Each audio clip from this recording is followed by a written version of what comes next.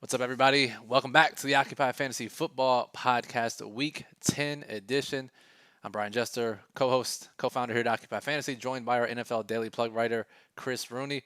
Chris, man, we were almost celebrating the big win this week. Man, it was a real special week for you, especially on FanDuel. I love to see that, Brian. And just before we really dive into it, I mean, we are recording here on Veterans Day. Just want to give a shout out to all the military veterans that watch the show. Appreciate everything that you do. Absolutely. Well said, Chris. So, in this podcast, we like to talk about the previous week's injuries and what that means for the Week 10 DFS slate, analyze some running back and some backfields for various teams, look at the slate from a high level betting market standpoint, and then dive into our underperforming receivers list, which has been red hot as of late.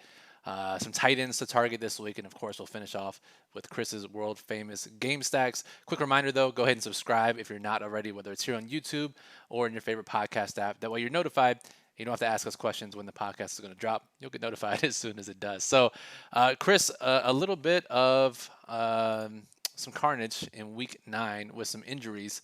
And I say two potentially lock button running backs. You're going to push back a little bit here. At least one lock button running back. When we say lock button, that means literally put him in every lineup for week 10. Chris, will start with Christian McCaffrey. Officially, we found out today he's not going to play in week 10 after coming back last week, but hurting his shoulder this time, which means it's time for Mike Davis. That's right. And we're all excited to have Christian McCaffrey back in our lives as a fantasy asset. And we had 1 week of him. That was certainly helpful for you, Brian. Yeah. But we look back at Mike Davis, who is McCaffrey's direct backup, his usage pattern when McCaffrey missed some games. I mean, we saw some really huge target performances, his way from Teddy Bridgewater middle of the season here. He had 8 targets in week 2, which was the first game McCaffrey was hurt. McCaffrey did play in that game. But then he saw 6+ targets in the next 3 games. So I think we're kind of right back into this spot here in Carolina's game coming up against Tampa Bay Buccaneers. And with Davis being the exact minimum price on DraftKings, we absolutely have no reason not to lock him into every lineup. Now, the other running back situation we're monitoring that you were referring to here is David Johnson with the Houston Texans, Brian. He left that game pretty early last week for Houston with a concussion. Sounds like it's pretty unlikely he'll be cleared to play against the Browns this Sunday. And Duke Johnson, man, I mean, he had a ton of touches in that game for Houston against the Jaguars. I think it was. It's already hard to keep facts straight here. No, definitely think it's interesting, right? I mean, the only problem with Duke, and we talked about this at length in our staff chat before we started the show here. I wish he was cheaper, frankly. I mean, he's right around 5K, I believe, on DraftKings. So, I don't think he's quote unquote the lock button play necessarily just because of where he is, Brian, but he's certainly super attractive here. Yeah, and maybe if Mike Davis wasn't playing, like if we didn't have the Mike Davis situation, maybe we would be more willing to go all in on Duke Johnson or play him extremely heavily in our lineups. Something we'll monitor, but again, Mike Davis, minimum price. You'll hear us say this every time this situation comes up. We say it, and if you don't believe us, you can look what all the pros do when these situations pop up. Chris, they play 95% plus. Most just lock them into 100% of all 150 or 300 or 1,000 lineups that they make. When a minimum price backup running back becomes a starter. And we don't have to look too far into the past. We had this exact situation a couple weeks ago with Jamal Williams, Giovanni Bernard. So really expect all the pros to do the exact same thing here, as you mentioned. Few other things to cover here. Big one is the Pittsburgh Steelers. Some coronavirus inactives right now. We'll see how it shakes out by Sunday's slate, Brian. But Ben Roethlisberger, is right now on the inactive list because he is I guess considered a close contact to, I think it's Vance McDonald, who was the COVID positive player on the Steelers. So that's not great. Obviously, health priority first and foremost. Obviously, if Big Ben is out, that is a huge downgrade for Pittsburgh. Yeah, I mean, a buddy of mine texted me and said, I got Deontay Johnson. I have Chase Claypool on my team. Should I be playing them? I was like, what? You don't want Mason Rudolph throwing the ball to your receivers? Is that what it is? So we'll see. Big Ben, he actually banged up his knees last week too. So now he probably wasn't going to practice much this week anyways. Gets a little bit of time off. Still gets to go into the facility and rehab. But we'll see. We're expecting him to play. Just monitor the testing over the next few days. Let's talk about another running back, Chris. Justin Jackson was just a miserable experience for everyone on Sunday. Talk about what happened and what that means. So Jackson comes out apparently on like the first snap of the game, took a hit. It sounds like it's a knee injury. Sounds like it's an MCL specifically. And actually, right as we sat down to record, Brian, it looks like Anthony Lynn had commented that they're leaning towards resting Justin Jackson in practice this week. That's certainly a sign that he probably isn't going to play on Sunday afternoon. So, it's tough. I mean, we all had a ton of exposure, I think, to Jackson at his mid-range price in week 9, and a lot of lineups that probably could have been, 4, 5, even 6-figure scores were held down at the lower levels because of Justin Jackson. So, it is what it is. I mean, this is one of those things where we say we trust the process and not the results, right? I think every time we get a running back in the pricing tier that Jackson was in, so I guess this is part of your argument for Duke Johnson, Brian, we need to consider that pretty heavily. Yeah, I can't believe you didn't predict the injury, Chris. What a I, fraud. you know what? We'll always try to adjust our priors and do better moving forward. That's the only way to do this. So in Jackson's absence last week, Kalen Ballage actually got most of the touches. Called up off the practice squad, 17 touches. Joshua Kelly, his involvement has been waning in the recent weeks anyway, since early in the season. So we do have to monitor to see if Troy Maine Pope's going to be back. He missed last week as Right. well. So this could be a messy backfield, even if Jackson does miss this week. Yeah, and to your point, excuse me. Joshua Kelly actually played more snaps than Kalen Ballage, but the fact that Ballage still got more touches probably speaks to the fact that this coaching staff is still pretty leery of Kelly and looking for opportunities to give the ball to literally anybody else. So that's not great. Denver Broncos, Brian, looks like couple of tight end injuries actually. Albert O, I'm not even going to try to attempt that last name right now. Out with an ACL, so that should shore up our projections for Noah Fant. But Fant also got hurt as well in week 9, so really tough there with the Broncos. Probably pushes us closer to a certain wide receiver that I think we'll be talking about a lot in a few minutes. Absolutely, yeah. Fant, so he was dealing with the high ankle sprain for a couple weeks, missed a couple games, went out. It looks like he re-aggravated it, but did return. We'll have to monitor him. We're not interested in playing any of the other tight ends on Denver's roster, like you said. It just Yeah. boosts up the receivers, if Yep. anything. Speaking of receivers, Miami, obviously I was very invested in this game. Preston Williams, foot sprain. They just put him on injured reserve today for a few weeks. And he went out right around halftime this past weekend. And as a Mhm. result, in the second half, they mixed in Jakeem Grant. They mixed in Malcolm Perry, Matt Collins. Let's not forget they also have Antonio Callaway waiting to be called up too. So I feel like it's going to be a mix of receivers playing this Preston Williams role, Chris. But we got to like Jakeem Grant, I think, out of the most out of all of them. So, I mean, we certainly were on that spot a little bit last week, and the fact that they didn't really move his price at all, he's still listed at the minimum on DraftKings anyway. Certainly will put him on our radar for some tournament plays this week. I'm not sure about low risk yet. I do think there's some other cheap plays that might be, a little bit more palatable this week. But as we always say, we'll let you know by Friday when we publish the daily plug. So, Exactly. And I do want to talk about one more injury. It is minor and it probably won't have an impact this week. But Laviska Shenault for the Jags, the rookie receiver, tweaked his hamstring, left the game. MRI came back on Monday saying it's not a serious injury. I mean, Chris, I have a hard time believing that it was rough enough for him to leave the game but still play this upcoming week. Regardless, we have the ultimate handcuff receiver in Chris Connolly, who anytime one of these receivers gets hurt and he steps in, he's getting 5+ targets at good air yards. We saw in week 3 when DJ Chark was out, he had 8 targets, and then this past week when Shenault was out, Connolly got 8 targets. So he's a guy to keep on our radar too. yeah, Brian. I mean, you're not known to ever pass up any opportunity to talk about Chris Conley. I know he's near and dear to your heart, but in all seriousness, I think you are spot on here.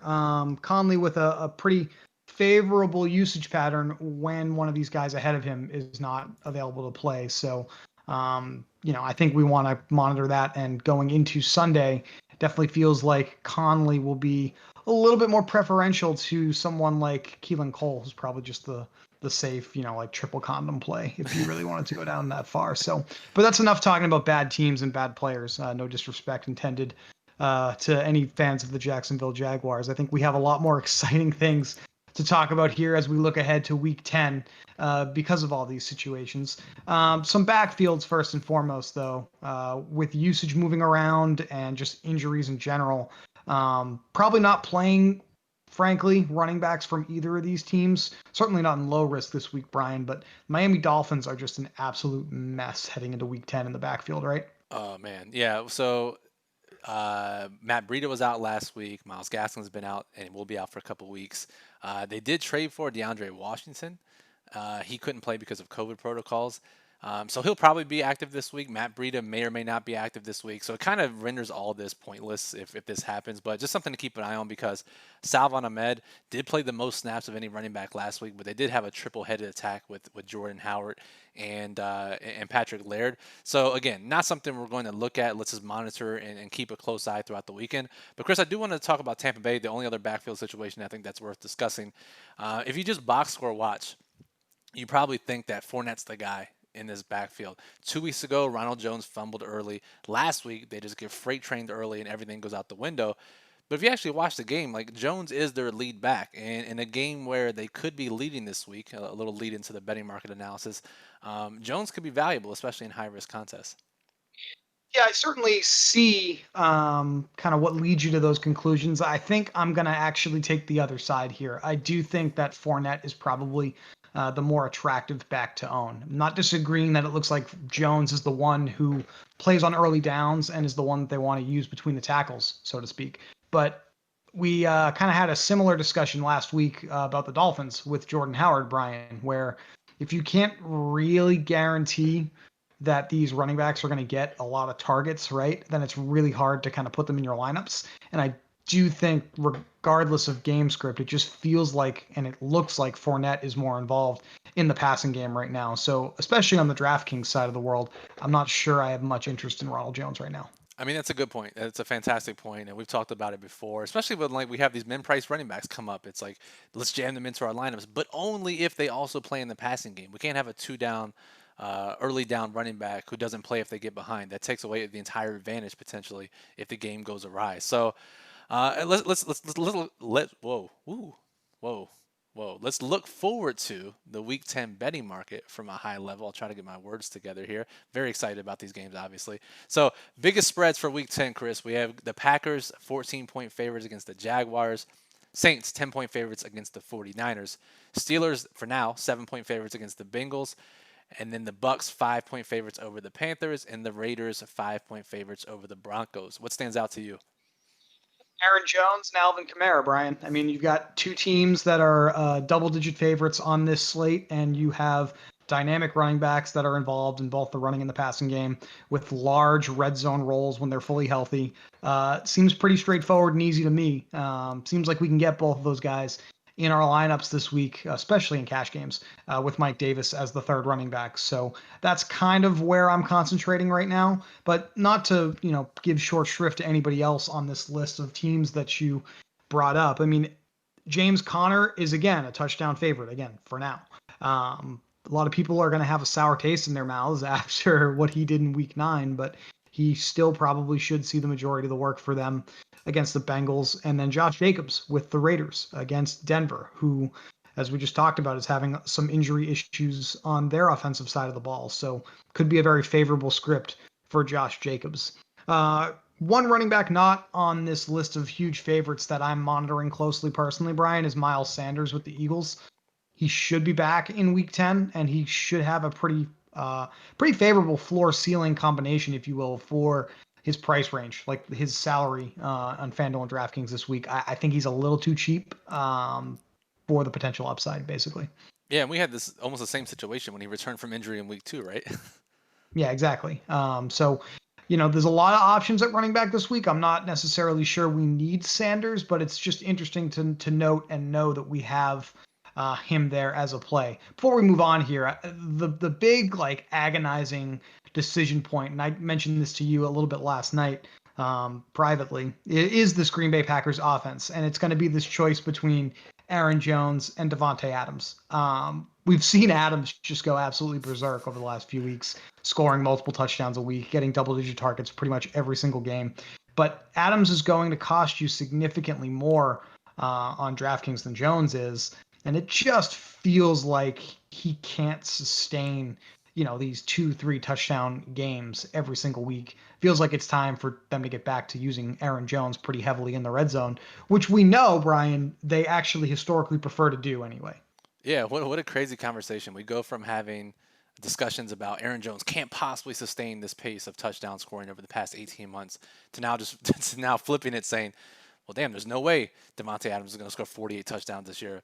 But maybe he will because teams continue to single cover him in the red zone. So we'll see. But again, the price thing is the big difference. And the fact that generally running backs are safer for low risk contests than receivers, less volatile. So you get your point there for sure. And it helps that they're playing in one of the highest total games of the week, 52 points. Other teams and games that stick out from a projected total standpoint, Buffalo and Arizona. It seems like a lot of these top tier teams are just rotating against each other and mixing in with the top totals and stacks of the week. So Buffalo, Arizona, 56 points. Seattle and the Rams, 55.5 points. Houston and Cleveland, 53 points. Las Vegas and Denver, 51.5. Tampa Bay and Carolina, 50.5. Those are the Vegas totals for this week. Chris, I imagine we'll see a lot of these when we fast forward to the end of the episode for your game stacks. Yeah, I mean, these are the usual suspects. These are the teams that have the highest ceiling combinations when you look at, top quarterback, running back, receiver on each roster. And once again, a lot of them are playing head to head. That probably is why Vegas has these totals so high. I guess since I don't think we have it on our agenda to talk about it much after this section, I do want to spend some time on Houston and Cleveland, Brian. Deshaun Watson is playing great. The Texans are kind of in the middle of a lost season, as far as real life football is concerned, as far as playoff pursuits are concerned. But Watson's still one of probably the top 5 and not 5 quarterbacks in the NFL, right? So I think when we've got him available to us, when we potentially have a value running back, when we have guys like Will Fuller and Brandon Cooks, on Houston's side of the ball here, very interesting game there. Cleveland getting Nick Chubb back. Baker Mayfield was on the COVID restricted list, but now he's back. Went through a little bit of a similar situation to Ben Roethlisberger, being a close contact to another player. So this is the game of the 5 or 6 that we just talked about here that I think might fly the most under the radar, because I don't think people are really excited about either of these teams right now. And it's kind of nice because we do have the condensed target shares for Houston. Cooks and Fuller are going to get most of the work in the passing game. Also have Duke Johnson, again, as a part of that game stack. And then without Odell Beckham, at cheaper prices, Jarvis Landry, Austin Hooper, who's going to return, should get a bump in their target shares as well. So speaking of target shares, let's move on to the section that everyone tunes in for probably, the underperforming receivers list. I mean, Chris, this list has been absolutely red hot. If you listened last week, we talked about how you have to play DJ Chark. We talked about how you have to play Jerry Jeudy. We talked about Jacoby Myers for the showdown slate. We talked about Tim Patrick. He scored a touchdown. Just an insane run for these underperforming receivers. Chris, unfortunately, the list this week is pretty short. I'll run through them here in a second, then I'll get your thoughts on how we can play him this week. So Darnell Mooney, of course, leads the list once again, continues to underperform. He's now on the main slate, though. But as far as the main slate goes, Jerry Jeudy still is on this list. It goes to show how underperforming he was despite his big game last week. A.J. Green wouldn't be a section without him being included. Marvin Hall, we'll see if Kenny Galladay comes back. And then Josh Reynolds, who I think will be a focus of a lot of talks this week, depending on which contest you're playing. And hell, I think Josh Reynolds maybe even in low-risk lineups.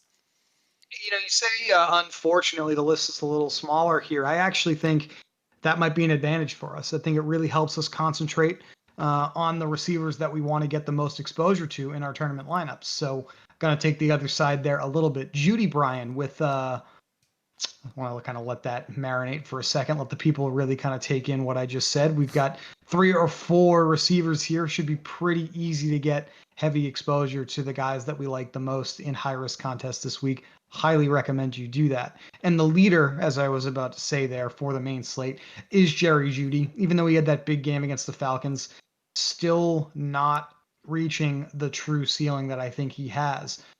28 targets in the last 3 games for the Broncos, Brian. 453 air yards in that time period. I mean, he's only got 1 touchdown in these last 3 games.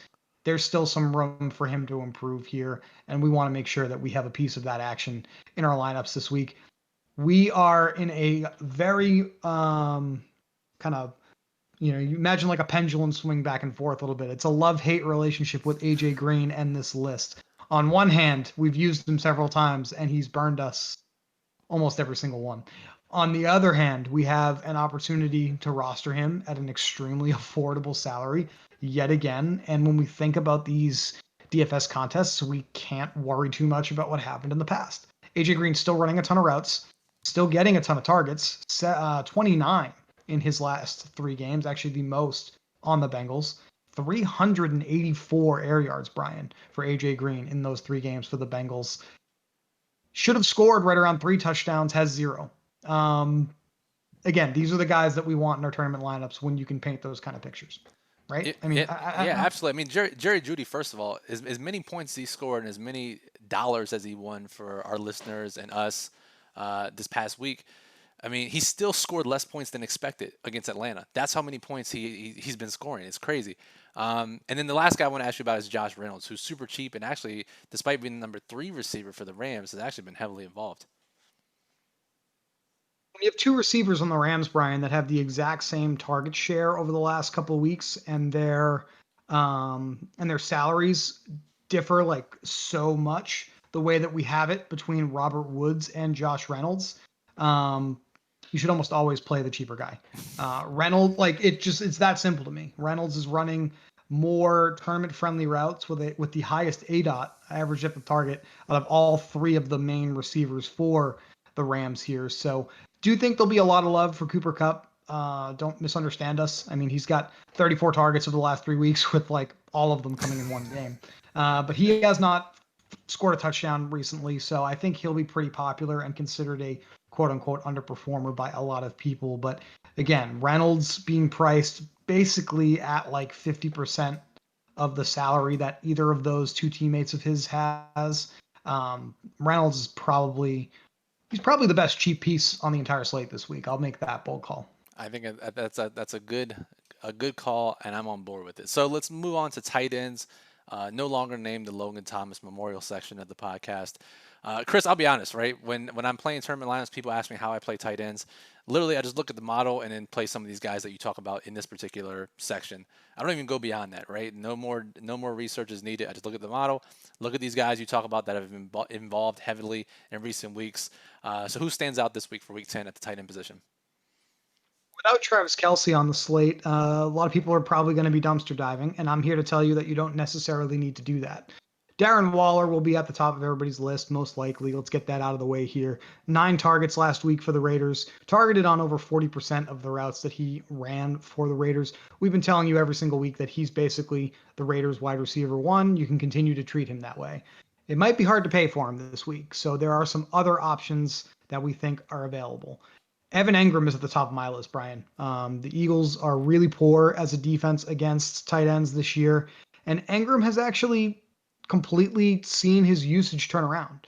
9+ targets in 3 straight weeks. That's quite the dramatic turnaround from what we were seeing at the beginning of the season when he was in the wind sprint club. So definitely think that Engram is the best place to go for a mid-range tight end, just 4,500 on DraftKings, 5,600 on FanDuel this week.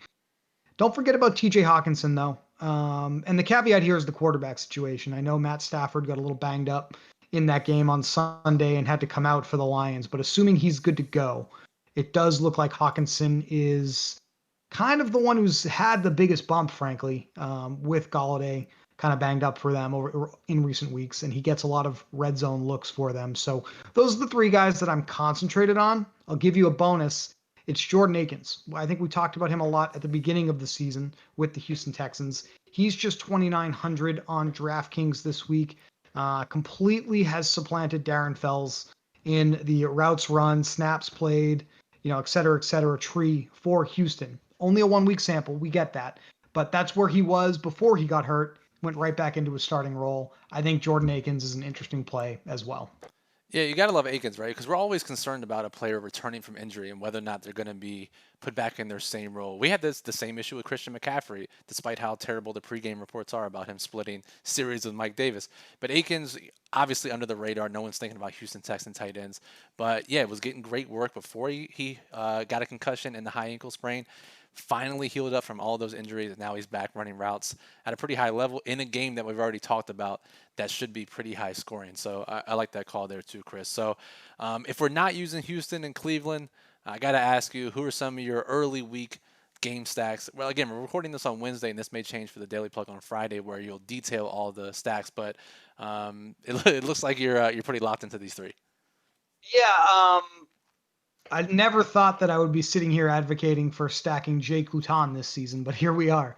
I do think that the Packers and the Jaguars is the best game of the bunch this week. And that's because we're right back to where we were a few weeks ago with both Aaron Jones and Devonte Adams fully healthy for Green Bay. This is the offense that has the highest ceiling when all of those guys, with Aaron Rodgers, are clicking and operating at an optimal level. We saw DJ Chark finally have his big game based off of his air yards and his target usage. He's not on our list anymore this week for underperformers, Brian, but when we look at the game total here and the fact that Green Bay is probably going to have a sizable advantage in this game in most scenarios, that means Laton's going to be throwing, and that means he's going to be looking for DJ Chark early and often. And Chris So Connolly. yes, Chris Connolly, your favorite player in NFL history, should be involved as well. So think that's a great game. Can't get out of this section or out of this podcast without talking about. There's a lot of marquee games this week, Brian. I was just about to say this is the game of the week, but there's another one after this I want to talk about too. Kyler Murray and Josh Allen. I mean, this game should be a ton of fun. You have Allen kind of just back at the elite level that he was playing in September, the last couple of weeks. You've got Kyler Murray making outrageous plays with his legs, finding Hopkins, finding Kirk.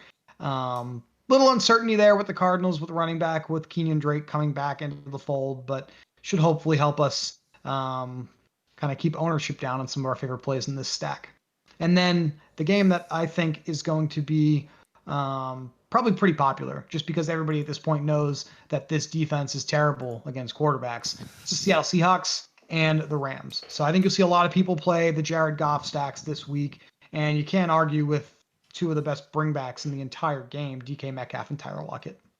Yeah, I mean, you've said it all perfectly. These are three high total games, high fantasy scoring environment games that we'll want to target. And again, Chris will detail all of these in the Daily Plug Friday with stacking options and different ways to stack these games for your tournament lineups. You can check that out. OccupyFantasy.com. Normally posted Friday evenings. So that'll do it for this Week 10 episode.